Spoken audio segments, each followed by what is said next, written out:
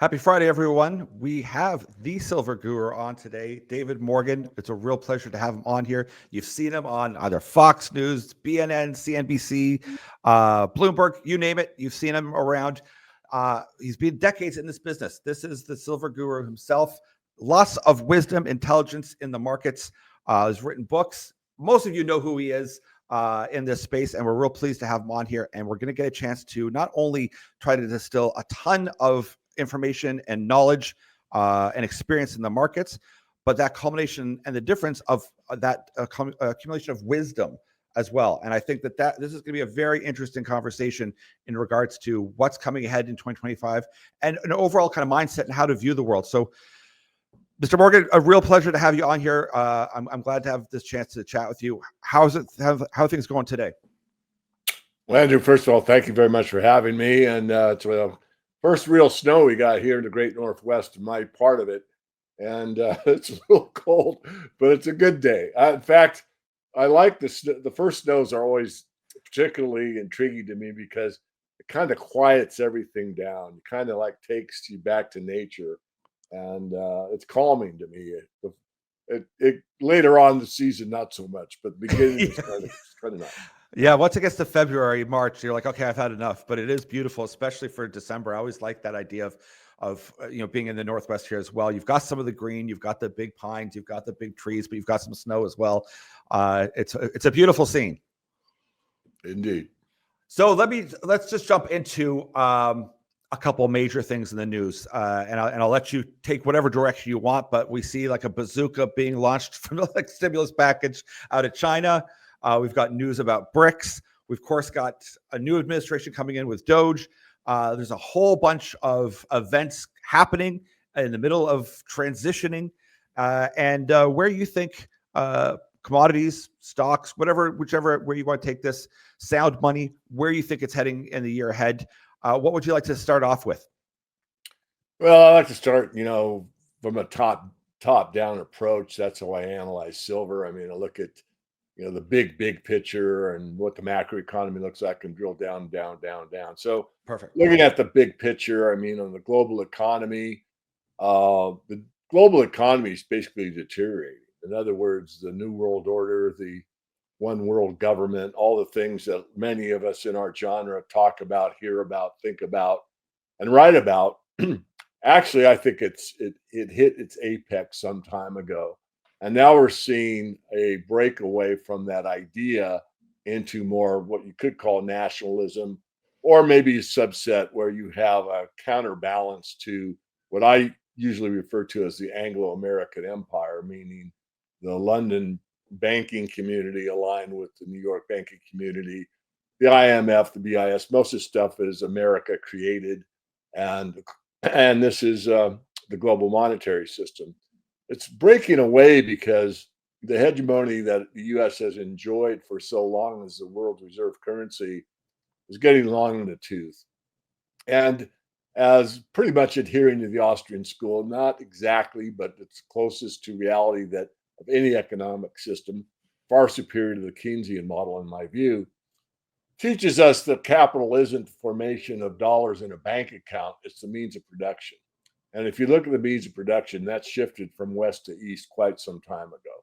And that means China. China is the manufacturing part of the world that is the most dominant, and they are having their own problems. And so as you get into a further destruction of the currency system that cannot go indefinitely, the breakdown occurs, and people start looking more for what I call financial survival instinct outside of what we have as individuals, a survival instinct to live. And so it's my system, my resources, my territory. And this is where you get into what we're witnessing, and we can address further. I'm drilling down somewhat into the tariffs, trade wars, shortages, stockpiling, and all that goes into the idea that, hey, things aren't going the way I expected. I need to protect my own. It's my tribe against yours. What are we going to do about it? It does seem like that narrative of pulling apart, whether it was Build Back Better or Make America Great Again. This acknowledgement that we need to stop pushing too much business eastward, because maybe people thought we have good control over this situation. If we just send manufacturing to cheaper areas, we can outsource it. It'll work. Seemed to have a good run for a little while, but now it's this acknowledgement that we're pulling it back, and I'd say rightfully so, that we need to be creating and building things and being sure of our own logistics and supply chains. But that's a fight. Obviously China doesn't really want that too much. They've got a good stranglehold on a lot of precious metals as well as battery metals, whatever side that you want to look at. So that fight, do you see that calming down at all, or do you think the breakup or the kind of moving apart, is that just escalating further and further? Well, I learned a long time ago that, as corny as it may sound, and others may be hearing it for the first time, that a trend in motion continues until it actually stops, which means that the trend of, we've got the rare earth elements marketplace basically sewn up in China. You're going to put on these big tariffs. Okay, you can do that, but here's what we're going to do. We're not going to ship out some of our rare earth elements that you desperately need for your manufacturing base for high-tech items. So it gets to be metaphorically a fist fight. It gets to be a trade war. And this is detrimental to both parties, all citizens. It doesn't benefit anyone. And yet, as that trend has started, it will continue. So unfortunately, I don't think it will end easily. I think it will grow, but I'm hopeful that more conscious beings at the level of leadership can come to some kind of understanding that cooperation is far superior to competition when you're looking at true free market thinking, which means if you can outcompete us and make a better product at a lower price, I don't have the right to put a price tag above it so that my competition is equalized. The problem with, well, make it fair, it's a complex system, because if your government is subsidizing your production and therefore the costs are less on a bookkeeping entry, now how do you really make that fair? So it's things I've thought about greatly, and I don't have a lot of solutions other than we got to tell the truth. We've got to be honest. We've got to have integrity. And the more that we go into a protectionism mode, the more that we may escalate physical wars. On the other hand, sounds maybe contradictory. It's not meant to be that, charity begins at home, and being self-sufficient is the best place to be. Be totally free. If you owned your own hobby farm and you grew all your own food and had animal husbandry, if you're a meat eater and on, you're about as free as you could get. Yeah. So certainly we need to develop our own, culture and integrity back into America, that I believe we've lost a great deal of that. Personally, it's my opinion. And yet that doesn't mean that our neighbors shouldn't do the same exact thing in their countries. And when we are at, let's say, maximum performance, then let's just trade, fairly. But that's not going to happen. I mean, unfortunately, the trend is more and more, I've got the right to this and I got to charge you that to make it equal, and on it goes. And it gets into a big quagmire. One last thing, I'll give it back to you, Andrew. People ask me about the tariffs all the time. I could make an argument you need them. I'm not going to make that argument. What I'm going to do is use history and go back to the Great Depression, when the Smoot-Hartley bill was passed, and the Great Depression really went outside the United States into a worldwide problem. And that's kind of I like evidence. I'm engineer-based, as you know, and I like physical, tangible things I can touch and say, this is what happened. It's called empirical evidence. We have that in the 30s. Does that mean it'll repeat exactly? No, but it's good evidence that it's not going to help us. It's probably going to hurt us. I think that's why people like yourself, who are advocates of sound money, of just like, let's look at the foundation of whatever it is. So like, if we use in engineering terms, what's this built upon? So if you've built out a good structure, there's a sound base and everyone's comfortable and there's integrity, we all agree. Then you can move from there. You can make moves. You're in a strong base. If you're in a situation right now where I would argue that most people are feeling uncertain because of a myriad of social issues, this issue, that issue. You have to have someone remind people, listen, before we go out into outer space talking about robotics and AI and all that, and worried about what's this going to mean, what's that going to look, do we have a strong base? That's having a voice saying, let's look at that. And that means, do we have a strong monetary base, including precious metals? Who controls these precious metals? Where are they coming from? Do we have them to even build out these AI structures and these whatever type of monetary system with crypto, whatever it is that you want to dream about doing? Do we have that in place? Do we have that logistically handled? Never mind, are we also all on the same path, socially, politically, ideologically, in our own beliefs, with integrity? And if you're not, that can become a house of cards, like both like in our individual relationships, but on a government level as well. Is that kind of fair to say? Absolutely. I mean, we've made everything very complex. And I haven't referred to this book in a long time, but Collapse of Complex Societies. I think Taylor was the author. And the more complicated your lawnmower is, the more points of failure there are. So really, in the classical system of the way the United States was founded, was really based upon two laws. I know there's 10, amendments to the Bill of Rights, and I get all that, but basically, if you really study it and boil it down, it's one, do everything you say you're going to do. That's the basis of contract law. I say I'm going to build you a house for this much money, then I build you the house for that much money. And two is really not to infringe upon the freedoms or rights of anyone else. But we've made this so complicated that I've read this. I don't know if it's true, Andrew, but I get the idea, and that is, the average American breaks like 3 laws every day without even knowing they're doing something. Yeah. That's how. So we need to simplify things and get back to basics. And the basics of sound money is everyone can trust it, the poorest to the richest. And when you have a sound money system, you don't get the disparity that we've had now, where you've got, purportedly 1% of the world's population owning like over 90% of the planet's resources and manufacturing, and the other 90-something% of us that own the rest. When you get those kind of disparities, this is what leads to the French Revolution. That's exactly where they were at. Not maybe percentage-wise exactly, but the idea is sound or correct. And this really puts a malaise over the population in my studied view, meaning that, the new generation, Gen Z and all, you get out of bed and you kind of feel hopeless because you see the system is rigged against you, and that American dream is something that your parents might have had. But the idea that you could go to work for somebody, get a good job, and buy a house, that's kind of gone out the window.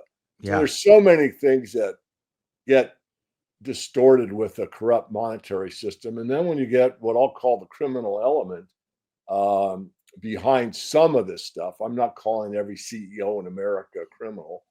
But what I am suggesting is that ideology has become more pervasive on a global basis. It's not just the United States.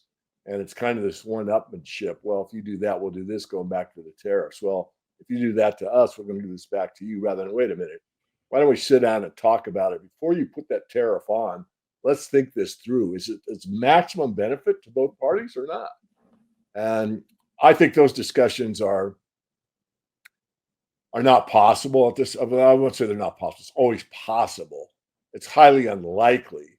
And if you have a body that I'm not really that favorable to, but in ideology I would be, and that's the UN. I mean, if the United Nations actually did what it was mandated, stated that it would do, then you would have discussions like this. But we don't. I mean, it's as biased as all these other things. They've all been corrupted. That's my favorite word.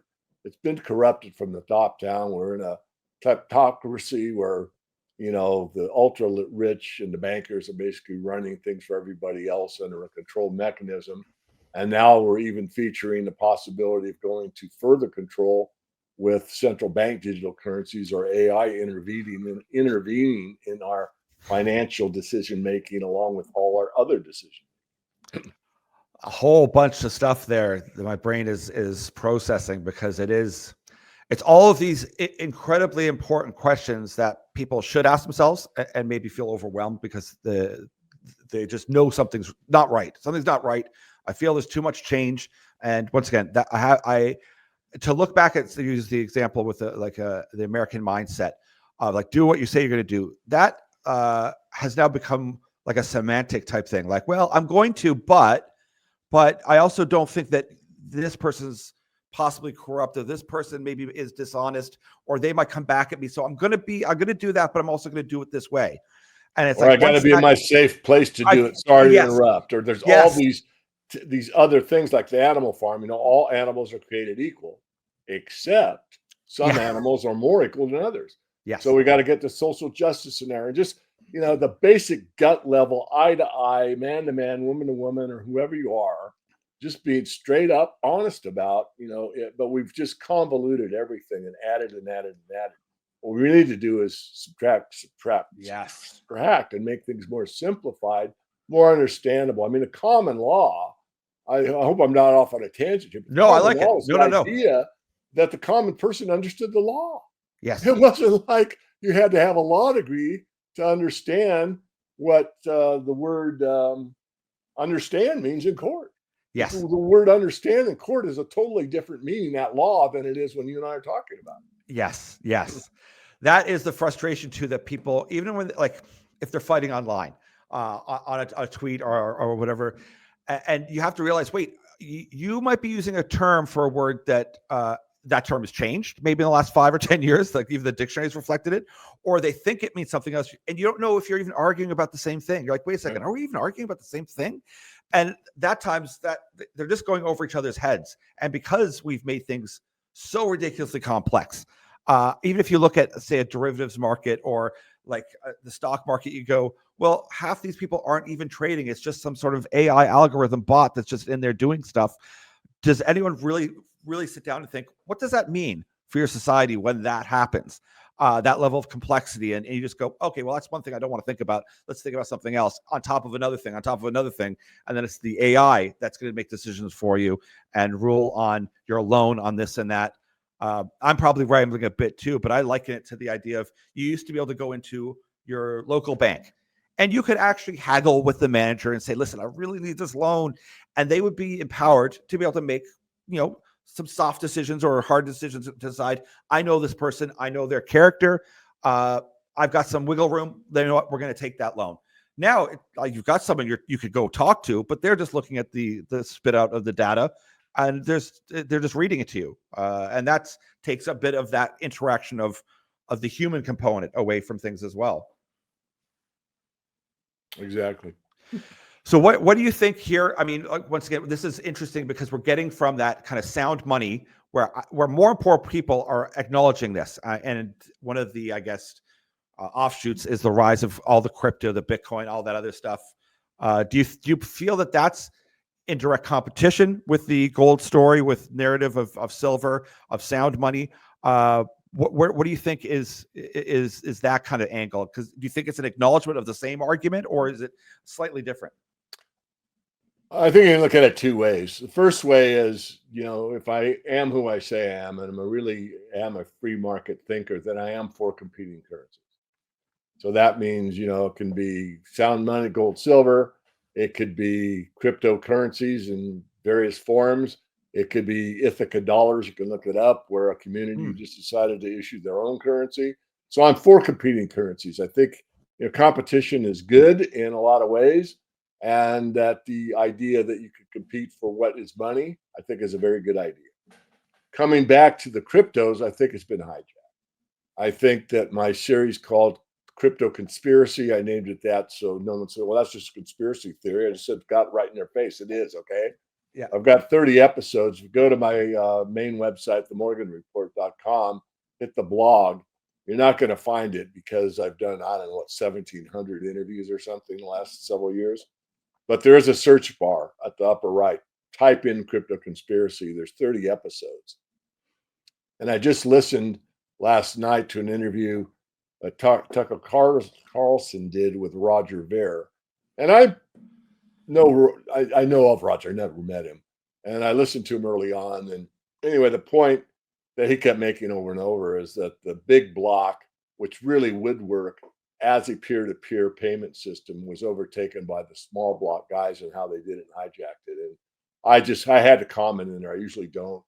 Um, that this is the most honest take on Bitcoin I've heard in a very, very long time. And it's sad to me because although I'm not a big Bitcoiner, most people know me, I'm not going to be a hypocrite here on your show. But the original purpose, the original white paper has been destroyed. And so I cannot align with the current system. And the original context, I think it had merit. And I wrote about that. That is a big discussion of itself, which I find fascinating. And with the narrative changing over time, as soon as BlackRock got involved, and they're like, "Hey, we're going to get involved in this," and the big banks started getting involved, I started thinking, "Whoa, that sounds like a big shift away from a libertarian idea of outside the system." Whenever the biggest part of the system has now said, "Wait, we think we could profit off this and make some sort of product," and you've now become an unwilling partner with someone. And I thought, okay, that's got to sound some alarm bells to some people, that this is morphing before our eyes. And we don't have to get too much in the weeds on it, but it's just interesting because it's one of those components that is constantly in the news. People are very aware. Is the CBDC coming? Is it going to be a Bitcoin? Is it going to be attached to this? Is it going to look like? Who knows? But we can see that they're getting involved, all the major systems, and it's unlikely that it's going to be some sort of completely decentralized, no input from any major investment bank or major power, and run by the people. That seems counterintuitive to the control that they would like. Well, if we go back to the foundation and you look at Bitcoin ideology wise, it looks really good. It was. But the foundation was based on what? A fiat. Now, if Bitcoin had done something outside the box thinking like this load program that I'm associated with and said you could only buy Bitcoin with gold or silver. Now you really do have digital gold and silver, and you had to be outside the system to participate.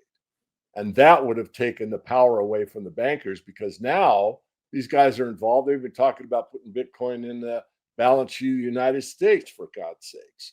Why? Because Tether is a fiat control mechanism where you can issue more USDT to back the, let's say, purchasing of a Bitcoin. And so it's really morphed into a system that favors the corruption that we've already got in printing to infinity. And once you print to infinity, somewhere toward that number infinity, people give up on the currency. You have a currency collapse. So, it's my 2 cents. I'm sorry.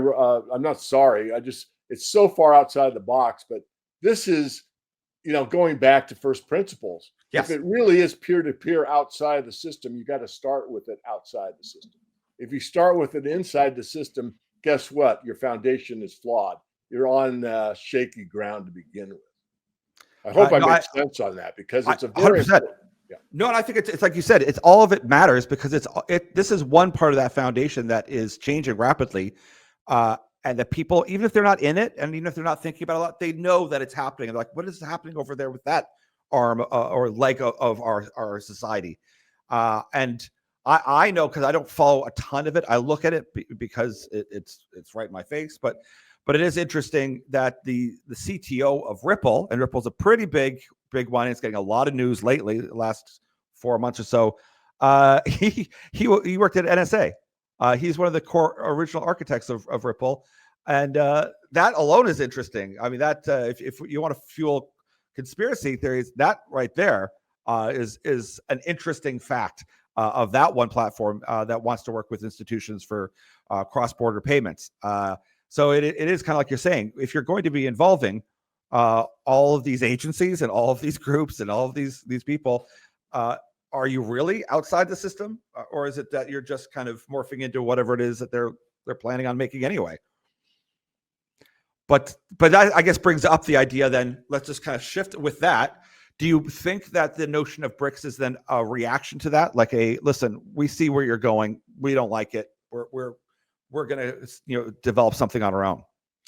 Well, BRICS was founded, or the idea was written by a guy, I forget his name, out of Goldman Sachs. And I do think that it is a countervailing force to the hegemony of the United States dollar. But I've done a couple of videos on this, and my take is going again to the highest altitude to take a top-down view. And basically, what runs the new system is ISO 222. And if you look at that, all of the global nation states are adhering to that mandate. So you could be BRICS, you're still going to use that system. So I think it's both. It's an ability to exchange goods and services, currency to currency, ruble for real. Brazil can trade with Russia. China can use the yuan with the ruble, and that's good. And it does weaken the dollar's hegemony, and that's all. As far as I'm concerned, that's fine. I mean, competing currencies, right? But at the end of the day, you're not going to get rid of the global debt, which is based in U.S. dollars. And the dollar, that ruble is going to have to convert to a dollar at some exchange rate. And then you're going to have to pay down the dollar debt. And the bankers all know this. I mean, this idea that we could continue this usury system that's based on compounding interest is something that cannot be achieved forever. You cannot do it. And so they have to end the system and restart it. And that's what they're striving to do. Only I think that they're not sure how to implement it. And do they do it, nation by nation, which is most likely? And then, of course, the big umbrella is already there, this ISO 222 I just referred to, and they can all meld in together and clear through the one clearinghouse. And then over time, you could do it in the blocks of, North America, the Americas, the Asian countries, and whatever. And there's 3 blocks, and then there's 1 block, and you've got a one world currency. Yes. So that's also a little. I mean, it's a disturbing idea. Like, I know that someone might say, well, let's put on the other hat the efficiency of having one kind of ability to transfer funds easily, very quickly, all of the same regulation. To some, I would argue naively would think, oh, that's amazing. I can move money around, no problem. There's no obstacles. But the problem is that even if you put an AI system involved, which I don't think would help, it's humans. We have humans involved at the base level, and we have different opinions on many things. Never mind, how do we wish to have oversight on our own wealth, on money? And that's even when you look at maybe it's convenient for me to have a one world government, coin that I could just trade, and I could buy something in China, I could buy something in Australia. What are you actually willing then to, if you sit down, what are you willing to give up to have that convenience? And that's often a lot. Yeah. So what do you think then with right now, with that in mind, in that kind of all this transition and change, and I'm not going to ask for a number, but what do you think is going to happen with commodities, with precious metals for 2025? Like, what do you think moving forward here? Do you see more retail? The average Canadian and the average American flocking, recognizing that, listen, I see that there's something happening here. Let's go back to core first principles. I think we've already seen a shift. The main shifts are basically between commodities and paper assets. So you basically go from equities to commodities back to equities. And we saw the era of commodities when I was a young man in the 70s.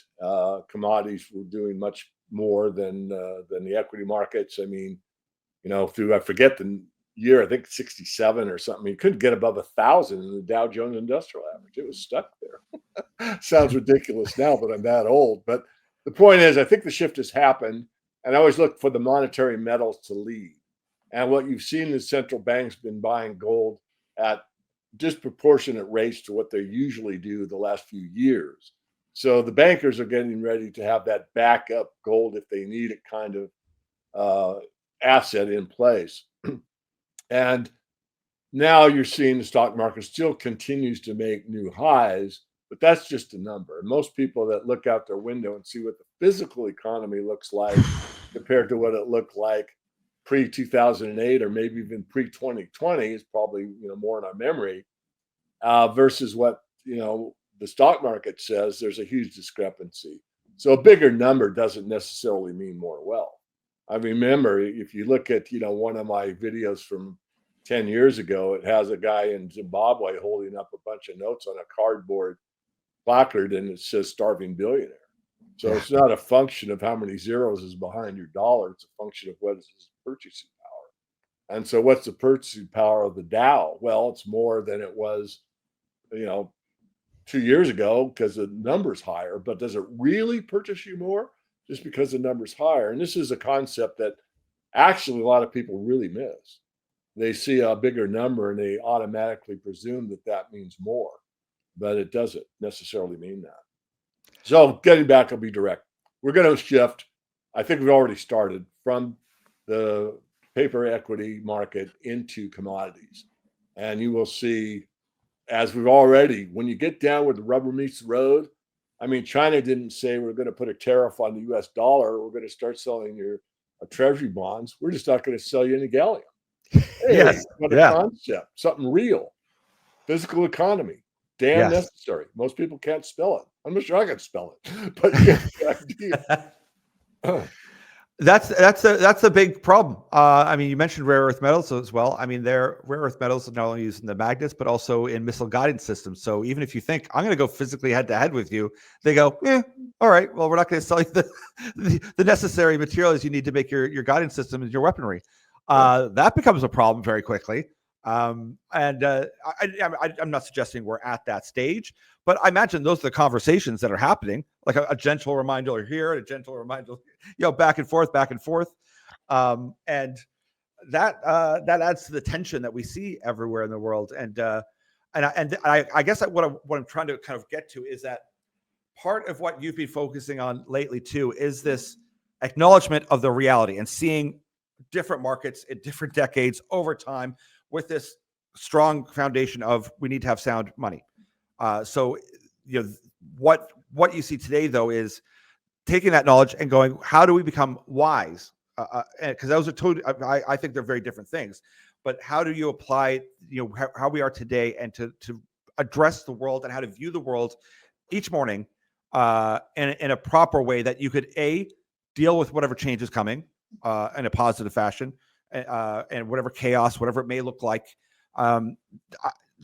I'd like to get your sense on that, because yes, we can buy silver and we can, and maybe we do well in it. I'm not going to talk price or whatnot, but that's still stressful on a person. When they see other things going down or this going up, the change is happening. We have to be able to have an ideological or a way of looking at things in our mind that we say, this is the right thing.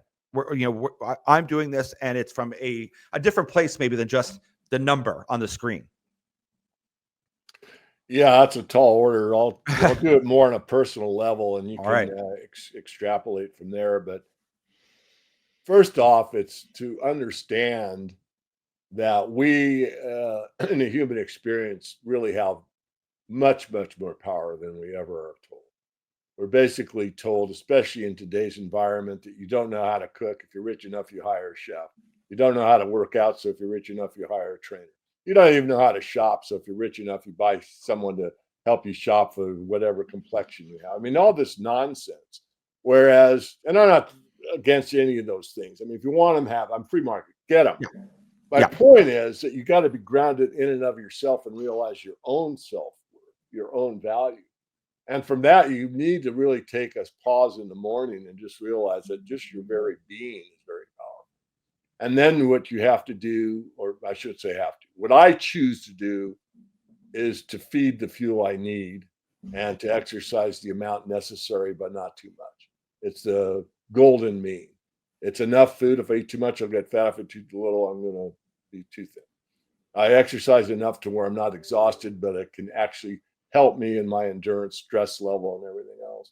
So I think if we start in the morning with a protocol that serves you, again, it goes back to the foundation where if you're serving yourself, it's the paradox, you can serve your family better. And once you leave the house, you can serve your office better, and maybe your CEO can serve your employees better. And this is something that we don't learn in school. Some maybe in Montessori or some of the other alternative schools, but certainly not in the public system. And so that would be number one. Just keep it simple. Again, now on the you alluded to what do I do financially, and I think you do hedge.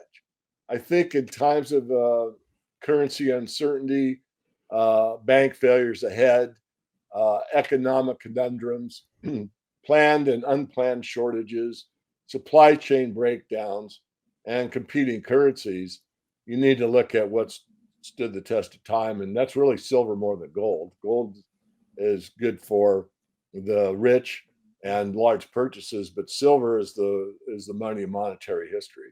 So having some is probably a good idea in a worst case barter situation, or not. I mean, there are people that will no barter, they'll accept silver for their rent payment, for example, or a farmer's market. I buy most of my stuff at the farmer's market here in town for silver. Cool. They all know me. Oh, it's like that silver guy. They don't know where I am on the internet. They don't. It's just that dude. But not that I'm anybody. But you get my point. Yes. To them, I'm anonymous. It's just a guy that likes to buy silver. Yeah, I'll do that. So I hope I've really answered your question, because there's a lot to it, but the problem is we're always looking outside of ourselves and looking for the authorities, which we're taught. We're taught, cop, policemen, firemen, and those are all good people for the most part. But you have to be structured where, hey, I am equal to them, which is the way that our country is founded. All are created equal. So you're as valuable as the fireman or the CEO or anyone else, but we don't take it to heart anymore. Yeah. Some do, but very few. And so I don't want to drone on too far, but that's the basis of starting off a good day, is realizing just, any day above ground's a good day, as we laughingly say when we get older. But what can I do? Who can I serve? Well, selfishly serve myself the best way I can, paradoxically, so I could serve others to my maximum ability and be of most value to them at the same time. I love that, because I mean, if you're not in a space that you're healthy in oneself, then how can you possibly be of health or use to someone else? I mean, if you don't have that, and if you don't start the day without the stress of, oh my God, I feel this, and I slept terrible and I'm miserable. Well, you're likely that's the path your brain is looking right off the bat. And if we could start the day from a better, clearer mindset, we have a better shot regardless. I was going to make one other little quick comment too, being from Canada, and when we talk about personal shoppers or whatever, here, I mean, you have to have a license to cut hair. You have to have a license to hold a sign if you're on the street work. I mean, it's the government's involved to say, I'll sell you this course on holding a sign for construction. And it's like and you have to then be permitted to do it. I mean, the absurdity of it is incredible. Or I even laugh when I go to the washroom and it has a sign that shows you how to wash your hands. And I just shake my head and I think, oh my God, is this where we're at? And they're like, yeah, this is where we're at. You have to teach me, to show me and remind me, oh yeah, I wash my hands like this. I have to interject. Okay. Okay. In the 1960s, your automobile manual would tell you how to set the points. Of course, we all have fuel injection now, but in the old days, how to set the points. Now, your auto manual for your new car tells you to not drink the battery acid. Yes. Yeah. Don't taste it. Yeah. It's shocking. I mean, that's the thing. And it's a reflection. And let me know what your thoughts are. If you have a society that's like that, and you have some governments and ideas where it's like, we want to be mommy, daddy state. We want you to come to us. We'll take care of you. And you give away all responsibility to that body. That's certainly, we know what that looks like. And once again, if you look at history, that it goes a certain direction. Is that when it gets to be the crazy levels of, I'll throw in as well, like a meme coin where like fart coin has a $678 million market cap. That blows my mind. It's a humor coin. Right. And you go, this is a reflection of the absurdity of where we are today. And if you have this level of absurdity on a social end and on a meme coin, so a financial product type of end, wouldn't this reflect in all of the markets anyway? Because all that is data. It's all incoming data. Is that a reflection of this is where we're at? Yeah. And yeah, It goes back to Mackey's book, Popular Delusions and the Madness of ah, Crowds. yes, And the whole book is about, the tulip bulb mania and others that got into this madness. And it is madness. And yet people that buy the fart coin know it's madness, but they do it anyway. So it is a direct reflection. It's holding up our mirror to where we are. And when you see that, to me, it reflects that we haven't got much further to go down this insanity before things will either correct under guidance or they'll correct on their own. I mean, yeah, one thing that hardly any of us ever talk about, and I'm talking more about the sound money movement, but it could be any show, it could be a Joe Rogan podcast for crying out loud, is we're so taught about the authority figures that we presume that when this thing breaks apart, there will be something where they hit the reset button and we go and get our new bank account. But what if that's not true? What if it gets out of their control and there is no, and we yeah. are on our own? And in a way, I've thought this through and I don't know the answer, but looking at history, that may be the best way because now it's people to people, neighbor to neighbor. Hey, what do we do? And we're working together with each other, bottoms up. Bottoms up always works better than top down. And Yeah. but yet we structure these societies with the Great Pyramid, right? With the all-seeing eye looking over us all, and it's all a hierarchy, and they have control, and they do it in many ways. One of it's the thought process using propaganda, press, and mind control, which I don't mind saying. Yep. And the other, of course, the monetary system, where you've got to earn a living, otherwise you won't be able to eat. And these control mechanisms are very, very efficient at gaining control over the masses when it's very few at the top. I like that you touch on this narrative, and we talked a little bit about it too. Like, if you're a young man, young woman, and you're looking at how do I create a future here, it can look very bleak. It can. I mean, I'll have guests on that work specifically for recruitment in mining, which is desperate. I mean, they're desperate for mining engineers. They're desperate for anyone in any part of it, whether it's in the more data-driven side or it's on the ground, exploring jungles, hanging off mountains. We're desperate for training and knowledge in there and a new wave of growth. And I always like to look at someone who's young and go, listen, I understand there's a lot of narrative out there and a lot of it's bleak, but if your attention can be shifted, there's a lot of amazing things happening, and you have an opportunity here. Maybe that's something you could touch on, and then we'll jump into a project as well that you have. That's a good segue with the Silver Sunrise as well. Yeah, if you look at the fourth turning, and I don't know all the names for the four segments, but we're in, I think it's the hero generation. And so the it does look bleak. At least that's my take or my perception. And yet, in that new generation, they're looking at it, and there will be people that, out of necessity, will rise because they see what it is, but they don't accept the status quo, and they go, "I'm going to change that. I'm going to make a house that you can make for, I don't know, make a number, $50,000. That's comfortable, that's efficient, that anyone can own." I mean, these kind of things will happen. The idea that necessity is the mother of invention. So we're going to see a shift as the fourth turning works its way through, where the new generation is going to be absolutely outstanding as far as shifting to probably a much more conscious, humane, collaborative, and grateful generation that we baby boomers are pretty much at the opposite end of. I mean, I'm kind of in the wrong generation for my own analysis, but one of the main things that really bothered me growing up, and it was pretty early on, probably in my 30s, and being in the LA area at the time, and there were these bumper stickers that he who dies with the most toys Ah, wins. yes. This idea of greed. I mean, if you take capitalism to the extreme end, you're looking at greed. If you take socialism to the extreme end, you're looking at needy. We Yeah. don't need to be needy and ask daddy for everything when we're adults. And we Yes. don't have to be so greedy that we never get enough. We need to be in the golden mean again, in the middle, where we have enough and have enough where we can give to others. And that doesn't necessarily mean money or carpentry skills. It could just be from the heart or helping or whatever. And we've missed the mark for a long time. But the generation coming up, it's, as I said earlier, it's my take that it's almost forced upon them. You know, when you throw someone in the deep end of a pool and they don't know how to swim, they're going to do everything they can to keep their head above water. And that Yes. may be a decent metaphor for what's coming. And there will be people that can do that.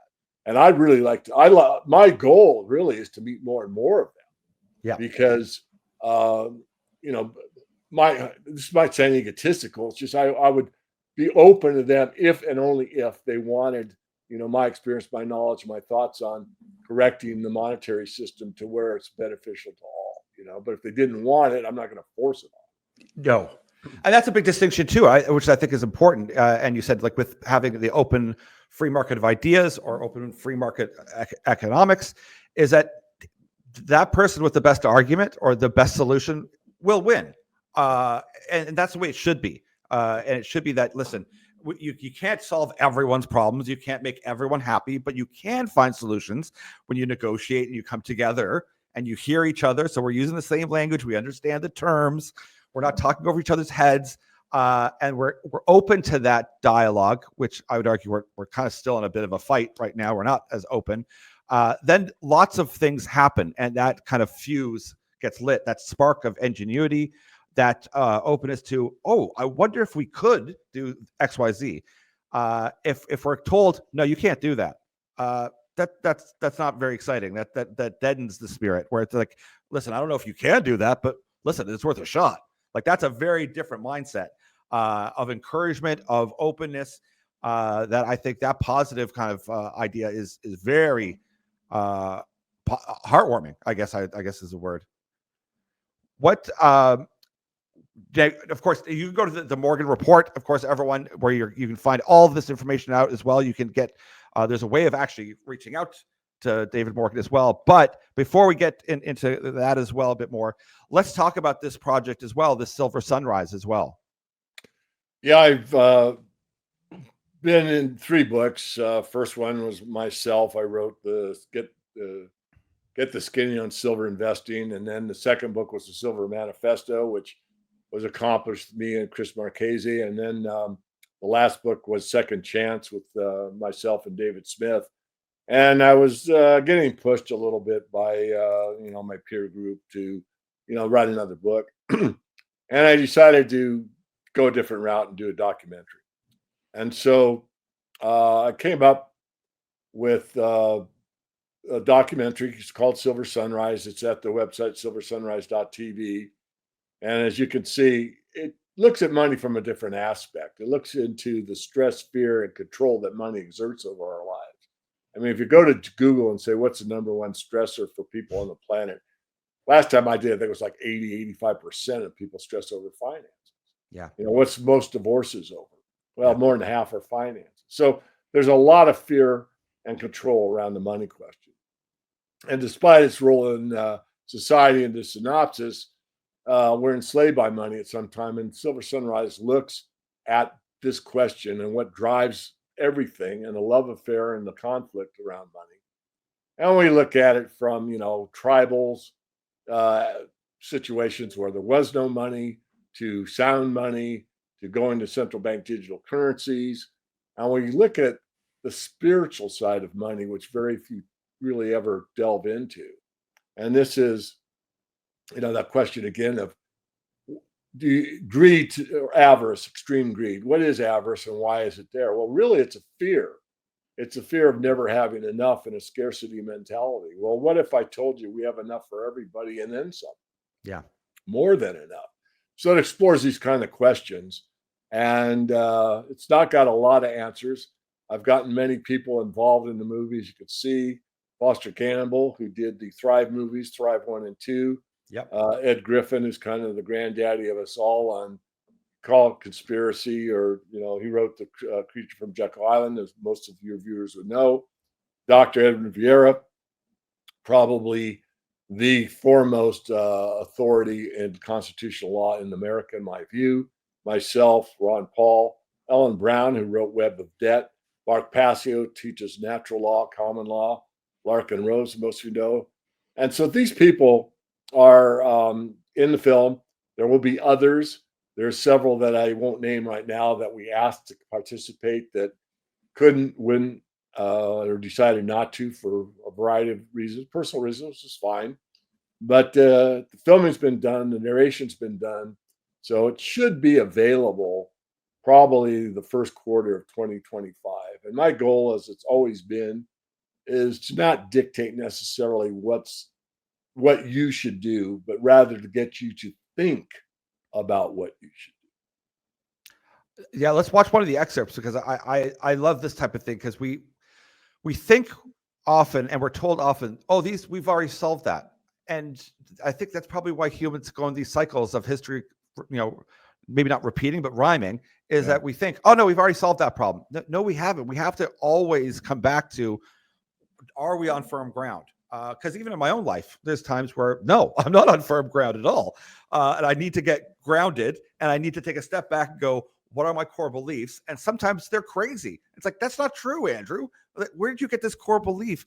And it's just because of circumstance or just mindset or under a lot of stress. And, oh, all people are like this or something. And you go, that's not true. That's not true. You got to step back, get out of what you're in and look at things from a different perspective.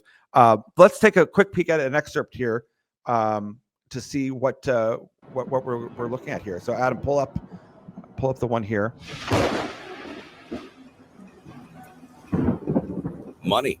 Love it or hate it, it's a force that elicits endless emotion, stress, fear, control.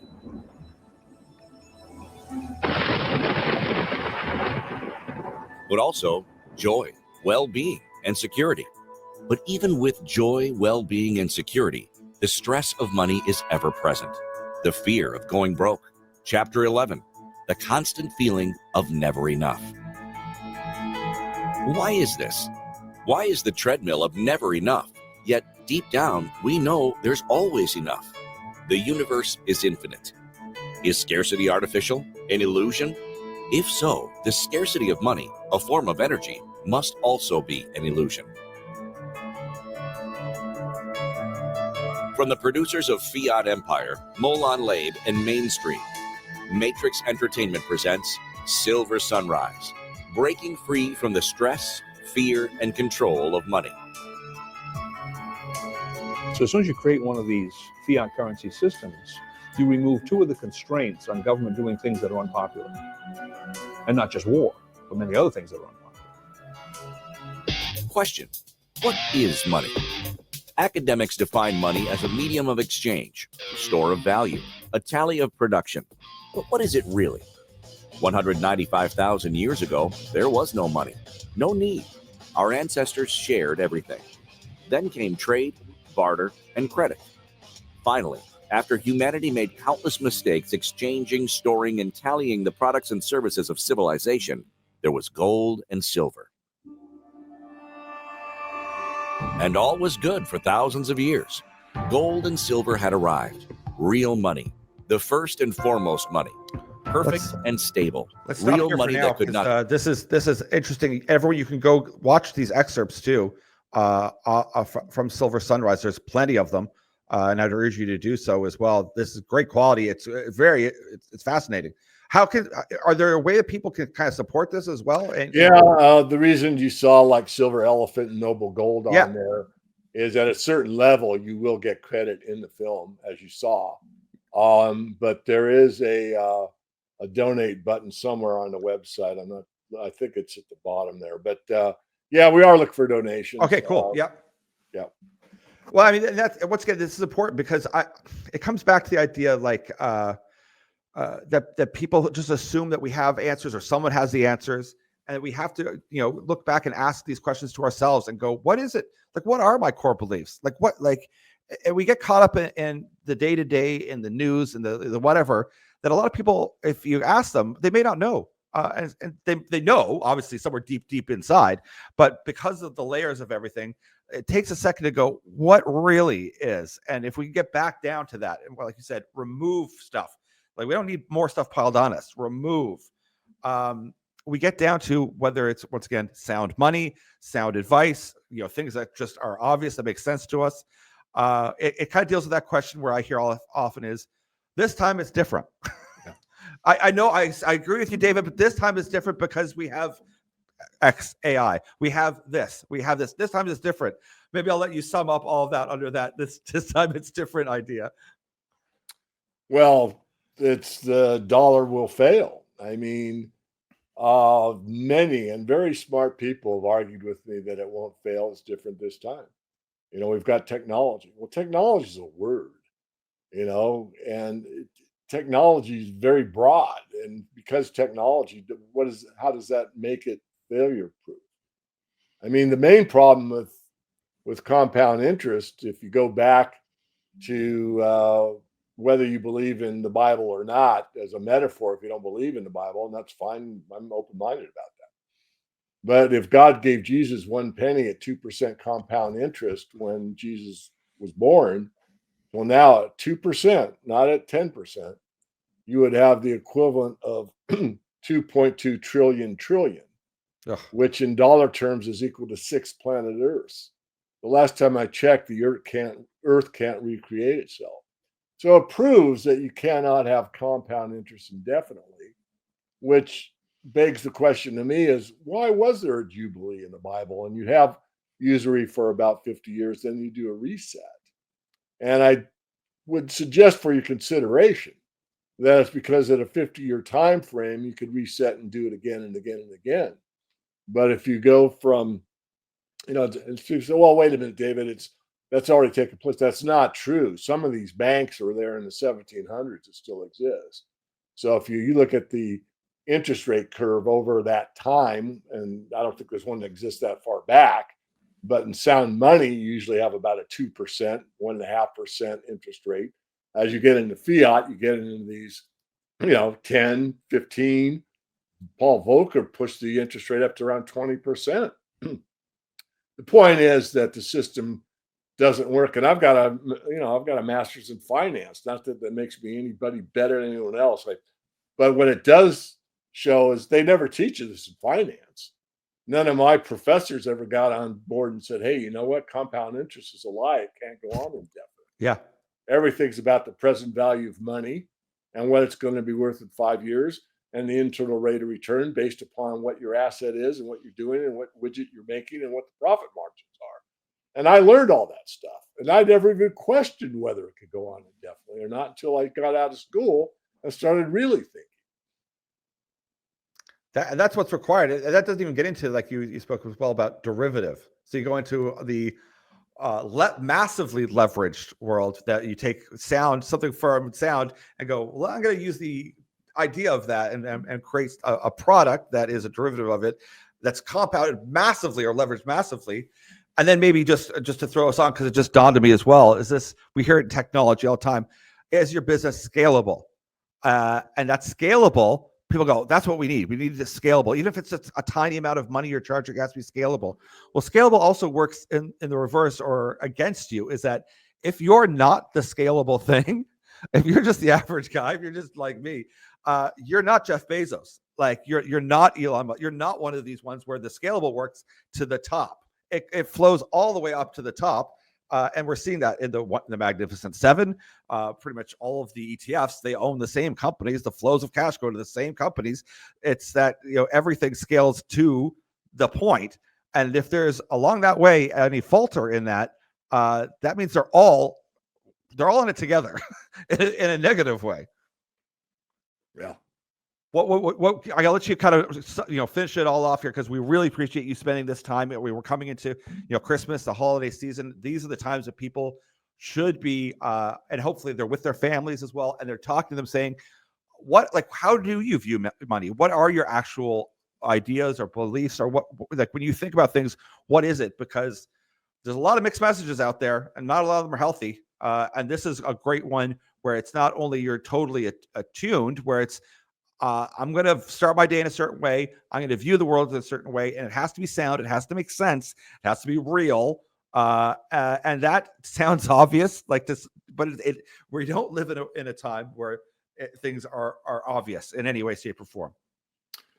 Well, on money, because I could go on for another hour, I would just say primarily my thoughts on money are the classic Aristotle principles. It's got to be scarce. It's got to be fungible. It's got to be divisible. It's got to be recognizable. It's got to have those traits. So I would start off with, commodity money. But as far as going a step further, what is the best gift you could give? Not necessarily your kids, although I'm thinking as a parent and grandparent. But it could be to a friend, it could be to family members, whatever. And the greatest gift, this is my opinion. You ask me what I would do. I would say the greatest gift you could give anybody is how to critically think and logic. I think if we taught logic in the public schools and made it mandatory, that we would have a much better base of communication, because you'd be able to see some of the fallacies in these arguments about all animals are equal, except some have to be more equal than others because they weren't born with whatever, you name it, this religion, that, whatever. I mean, there's all kinds of ways to separate us. Yeah. But, to be crude, we all bleed the same. Look, there's a lot of stuff that's just noise. And if you get to a good course in logic and critical thinking, you can get down to what we started with when I went philosophical on you before, Andrew, and that's settle in, stay calm, be centered, take that neutral position. There's a philosopher, I won't name him, but he said that one of the main problems of humanity is the third force blind. We see everything as a duality. It's red or it's blue. It's up or it's down. But they never consider go from the left to the right, you got to go through that neutral spot. To go from up to down, you got to go through that neutral spot. And a neutral spot is where you're open to everything and all possibilities exist. And that's where we could have real communication. But if you're locked in pink or light blue and you can't shake it off and get to that real zone where we need to be objective, logical, critical thinking, and open to the other side, we're not going to accomplish very much. I hope that all made sense. It's important. Absolutely. No, I love it. I really appreciate it. It's great. I hope we can chat with you more about this in the new year. I think it's good. It's a voice that needs to be heard, because I anticipate a lot of chaos still coming down the pipeline here. And if you can choose to view the day from a place of strength and from calm strength and also integrity, where listen, I'm doing right by the world, by my neighbor, by my friends. That's a lot easier also than to go to bed at night. And that's a great place to be when you're dealing with all the stress that we have on a day-to-day basis. So thank you so much, David Morgan. I really, really appreciate it. And have a great holiday season and Christmas. And we look forward to speaking to you next year as well. Very good. Thank you very much. Take care. Okay.